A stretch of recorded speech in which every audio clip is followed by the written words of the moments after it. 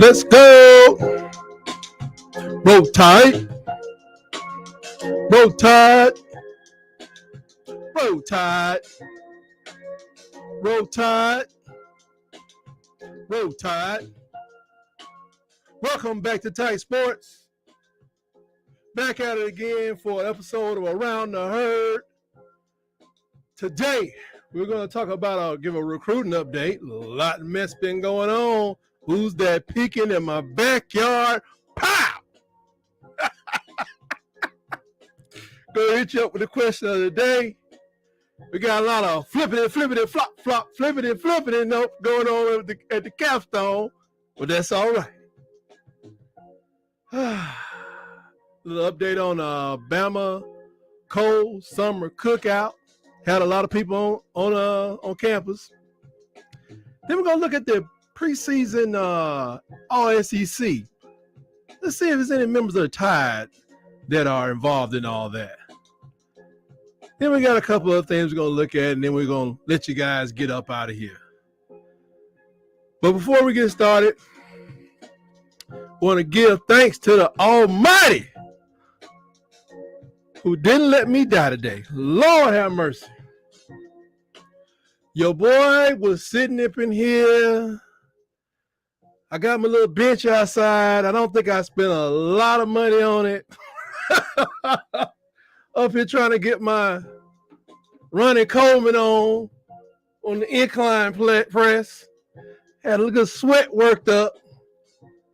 Well, I got the incline going. And always remember, children, make sure the bench is locked into place. Because your boy did not do that. Oh, I made some assumptions. That's why I got my hard hats. I can't take no more hits today, baby. No. I took a 30 in this hand. That's all I got. A 30 in this hand. I said, I'm going for 25. As soon as I lean back on that bench, bam! Gone. Back. I haven't done a backwards roll since NYSP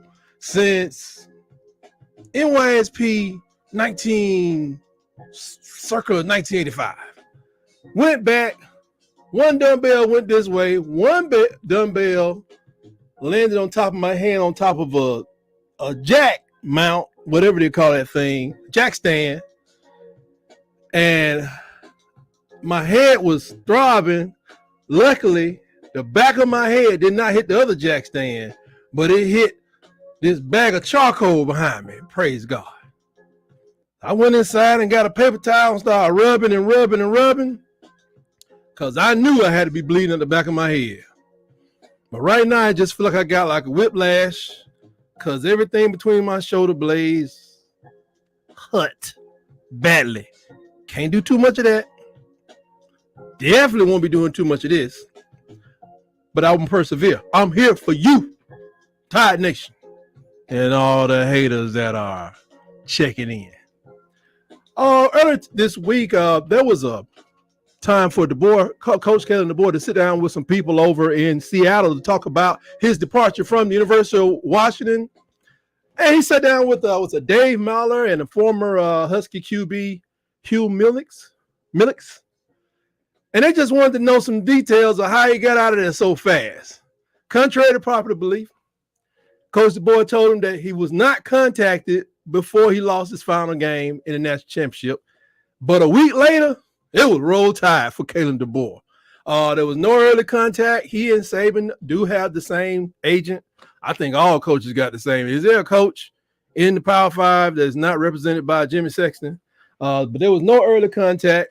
He said he prides himself on being 100% devoted to whatever he's doing, whatever's in front of him. And he wants his staff to be the same way. But after the Michigan loss, they started the negotiations about 48 hours later, and bada boom, bada bing.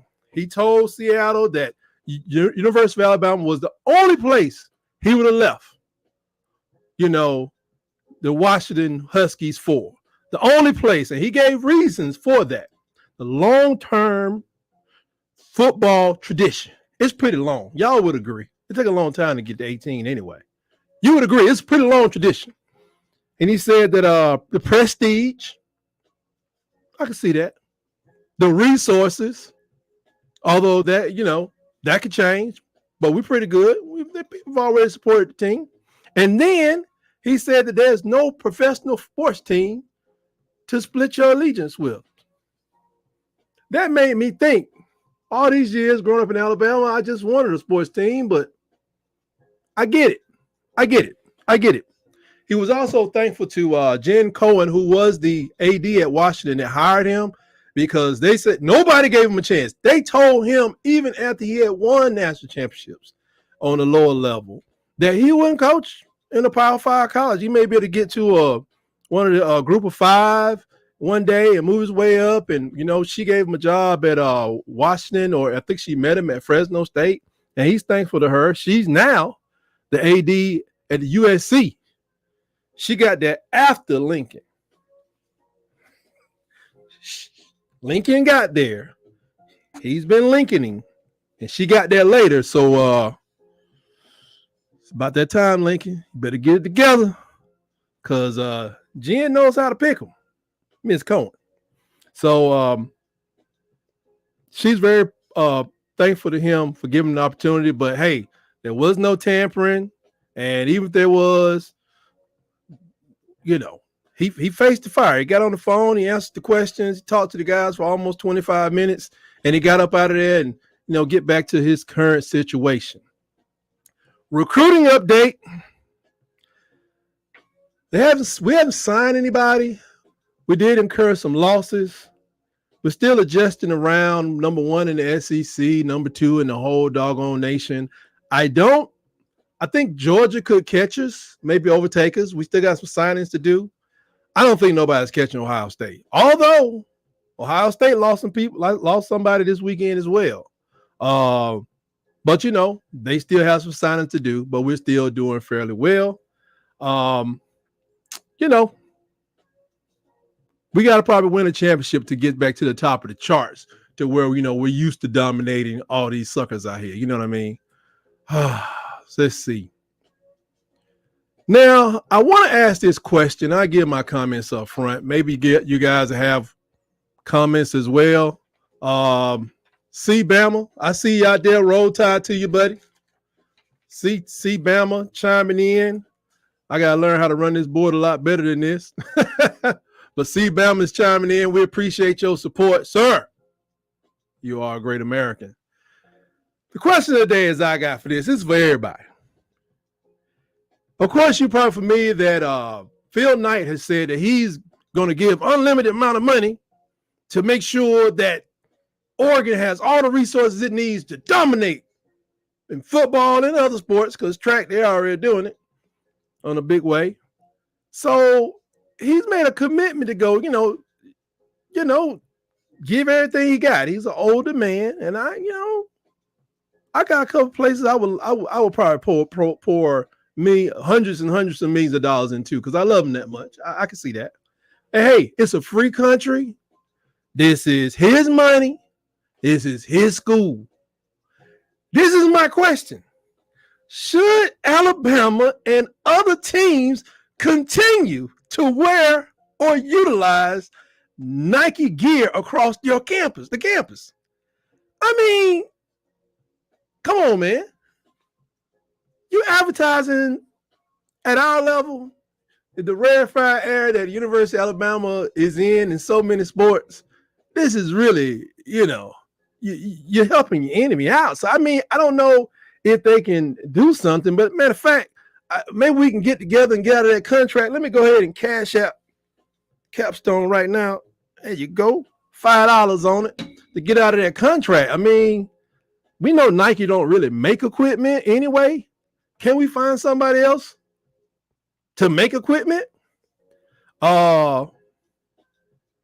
Maybe there's some legal reasons they can't break the contract or something. I don't know. But tell me what you think in the comments.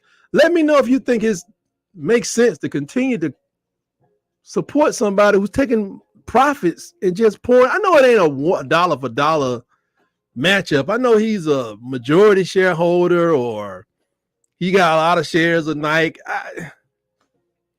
But goodness gracious, man. Everybody's wearing Nike stuff.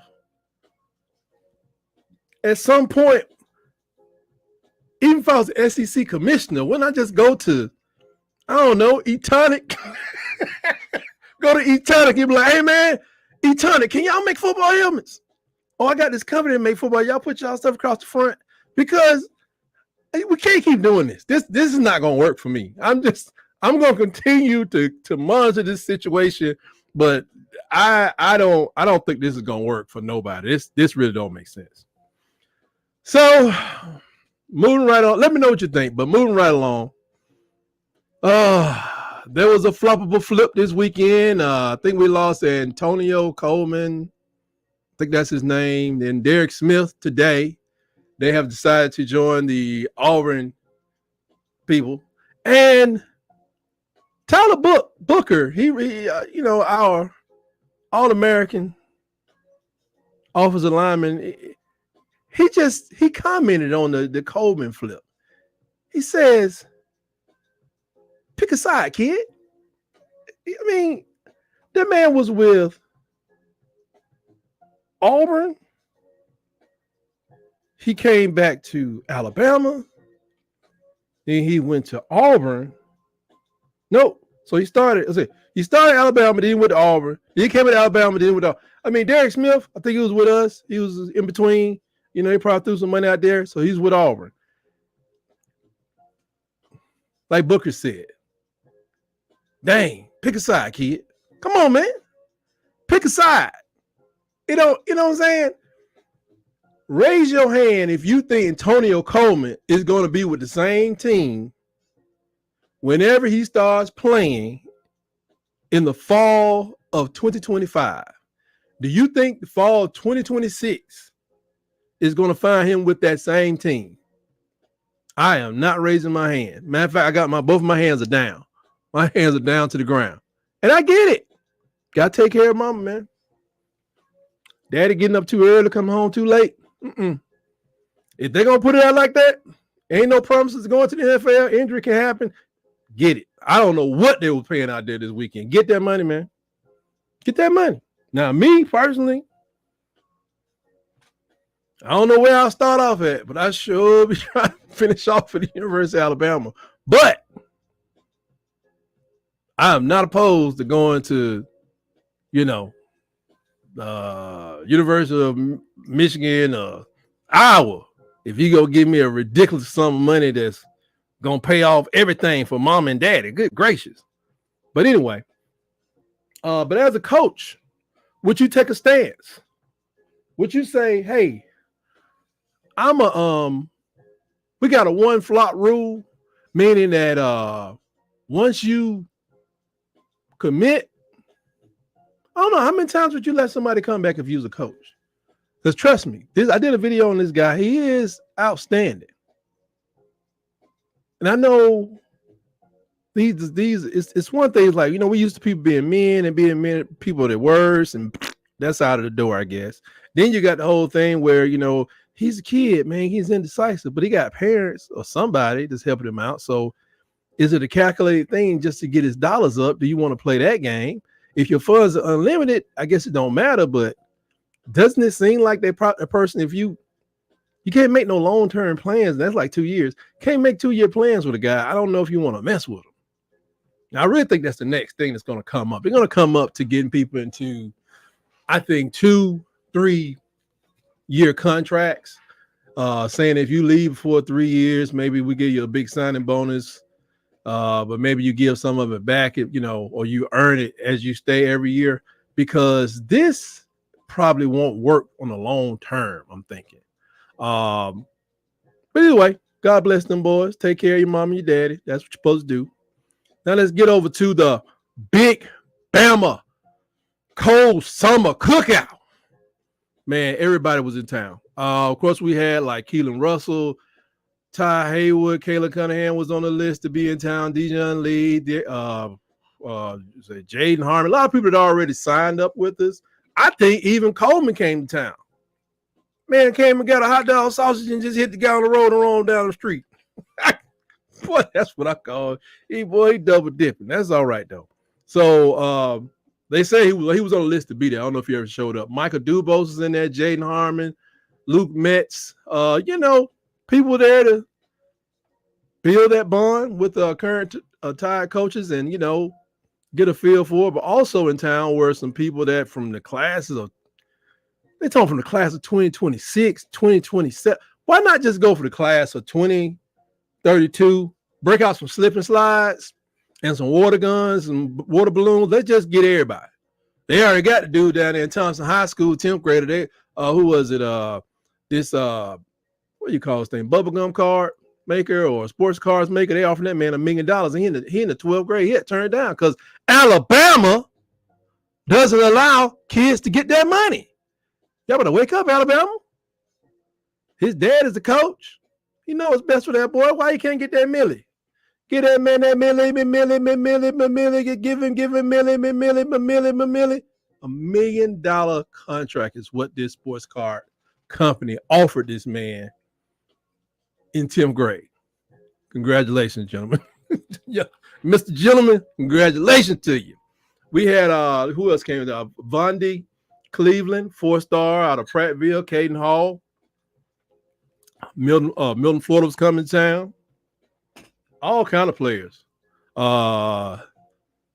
Zeke Hilton, 4-star there. This dude name is Barack Willis, class of 2027 from Moody, Alabama. I think I know what Moody, Alabama is. Good people in Moody, Alabama, I am sure. But that's enough about the young folks, what will be. We know they liable to change their mind, and I can understand why. There are reports that people got, you're getting $25,000, $50,000 just for visiting. And the signing bonuses that some of these schools are offering is off the chain. I hope we got that money. Man, let me send another $5 to the capstone while I'm here, because we know that we need to get that money up. There you go. Woo! Now, get into something that's near and dear to my heart. That is the players at the University of Alabama. Let me pull this up. I guess a few weeks, during the media days, they announced the all SEC preseason team. Starting with the third team, had a couple Bama players out there. You had third team, you had Tim Keenan, the third defensive lineman, linebacker Jahad Campbell, Damani Jackson, Key and Saab, defensive backs. I'll come back to them in a second. Quarterback Jalen Milroe, third team. Justice Haynes, running back, and Jaden Roberts, offensive lineman. Okay. All right. Second team, Graham Nicholson. I'll come back to him in a minute. Defensive lineman, Tim Smith, second team. And Caden Proctor was on a personal offense that was second team preseason, all SEC. It's interesting. First team, the punter, James Burnip. Can you believe that? James Burnip. And our long snapper. That's interesting.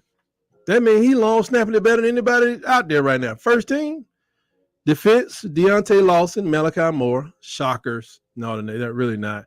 And, of course, offensive lineman, Tyler Booker. For a total of 16 players. Now, the conference is loaded, man, with all kind of great talent. We know Alabama usually gets their fair share. But I want to go back to Graham Nicholson, Damani Jackson, and Keon Saab. Early in one of our Iron Bowl debates, which airs most times 6:30 on Wednesday. Hopefully it will go live eventually one day. But during the debate, I was told that when I had my list of top 5 coaches in the SEC, I was told that I cannot have KALEN DeBoer as my number 2 coach in the conference behind Kirby Smart. Because Kirby been here, got 2, KALEN don't have. but we're working on it. We're working on it. But I was told you can't. Kalen ain't never coached in the SEC. Well, 13 defensive members, Damani Jackson, played at USC last year, and defensive back and current national champion Keon Saab played at Michigan last year. And Graham Nicholson, who won that award for the best place kicker in the country, he was at Ball State, I think, last year. Ball State, or forgive me if I'm wrong, Ball State last year. So they can be on this list. Kalen DeBoer can be on my list, which is what I was saying. He coaches in the SEC. Nobody said nothing about winning no games, all that stuff. He coaches in the SEC. Now, back to this list. What is this telling us? Every team has 22 starters, offense, defense. You take away the 2 specialists or 3 specialists, that means 13 of Alabama's possible starters, probable starters, are all SEC. So we got to fill in some gaps there. Now, I don't even agree with some people should still be on this team, but I'm going to let that go. They made a lot of space for Oklahoma and Texas players. This is just one person's list. This is just the main list, but it is what it is. But I feel good that we have half of our players on this list. And I'll tell you why. Because all we got to do is fill in the blanks with players that can be coached up. And what better person to have to coach them up than the coach of the year? A guy who's proven that he can do more with less, and we expect him to do more with more. So we have great players, so don't be shocked when we shock the world. Like Tide Nation, don't be shocked. Everybody saying we get 10 wins with 11, but you got to remember, 10, 11 puts you in the playoffs. So don't be shocked when we do the incredible, because you don't have to be undefeated to win the title. You just got to get in the doggone playoffs. And don't be shocked if you do just the incredible. This team has what it takes to place Coach Kalen DeBoer on a very special short list with some others. One being Larry Coker, Dennis Erickson, and let us not forget, this hard one, his name is Benny Osterbaum, who was a coach at Michigan. It's a very special group. I hope you understand what that group is all about, but that's a very special group of men who I want to put our coach on that list of their own. So I don't mind. I do not mind where we are right now. And wrapping up today, I came across, I don't know why they do this, but a guy named Bill Connolly he did a list of the best games of the year. And I think this is just for the SEC. You can look at it as a complimentary thing, but I'm not sure. He didn't do, I don't have the 1 through 5. I'll just start at what I think was the 4 and 5. And number 5 was UA versus LSU. I get it.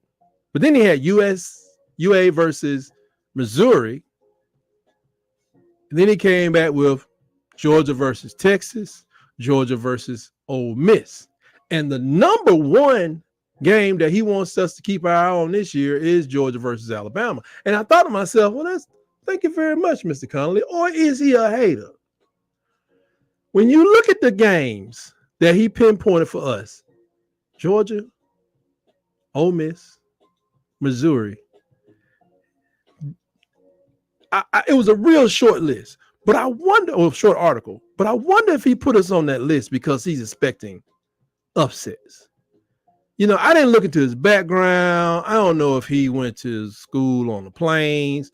I don't know if he one of them Rose Bowl fanatical people out there who don't like Alabama, or if he's somebody from the Big Ten that don't like Alabama, as a big time reporter probably is, or if he's just got a disdain for this great program that we offer to the world openly for everybody else to partake in.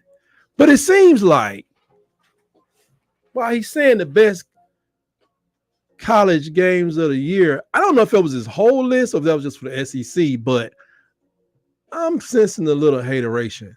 But I'm telling you, with the team that we have, the coach we have, and of course, with your support and the resources that have been made available to this program, I really am not worried about any of them games. As we go on day to day, it's like I said before, how do we know that Coach DeBoer doesn't come in and redirect the guys 3 degrees this way, 20 feet that way, and he cracks through and, he scores the touchdown in the last point of the game, last part of the game to win it. Goes for 2 and gets it. I don't know. We were really, really close to doing a lot. We was a game too short. But what if he figures it out? I mean, Missouri just got there, and, LSU, they still got to prove they can put a defense together, but they got a new quarterback. They ain't got no more of this Jay Daniels around. He gone. God, he is out of there, 2 receivers gone. So I don't know. Why is LSU expected to do such great things? They lost a lot. Offense, defense, and especially at quarterback. Did I mention that Jaden Daniels is in the NFL now? Good luck, Commanders. And, that UGA game is getting even more sketchy. I mean, they just had an unfortunate arrest with the UGA program. He's had, I think, 33 arrests over there. Don't know how many prosecutions you have. But I just remember back in the day when Mark Richt was just like, they was complaining because Mark Richt was so strict Rick.